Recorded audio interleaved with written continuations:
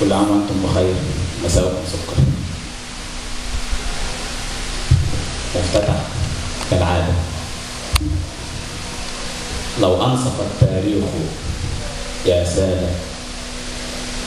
لو أنصف الحكام والقادة، لو في يدي إعادة التاريخ محو العرف والعادة، لأقمت في عينيك قداسا تسري له الأرواح منقادا، وجعلت أشعاري له خدما وجوارحي زادا وزوادا، وذبحت قربانا له قلبي ولأجلها أطعمت عبادا.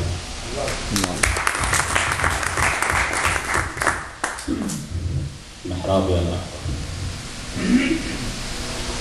لا تسأليني عن حكاياتي،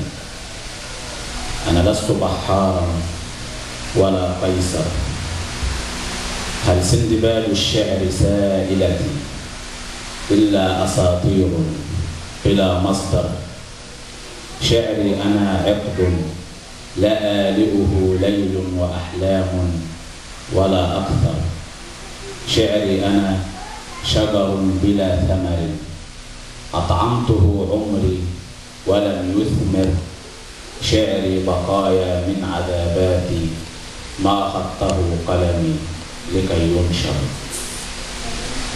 لا تخدعي ببروقه أبدا، لا برقه ذهب ولا جوهر، لو كنت أعلم أن قارئة يوما سيخدعها الذي أسطر، ما كنت قلت الشعر في بلد لا قيسه باق ولا عنتر، فرسانه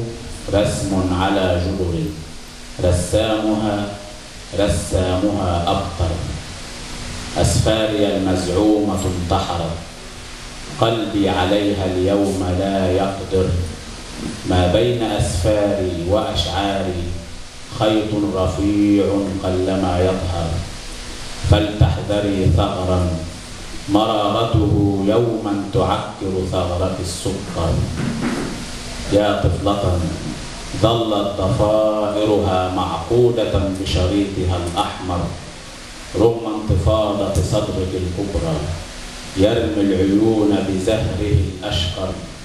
ما زلت بين حدائق نبتا يرنو بقلب زائغ أخضر، ما زلت بين دفاتري حرفا أسكنته محرابي الأكبر.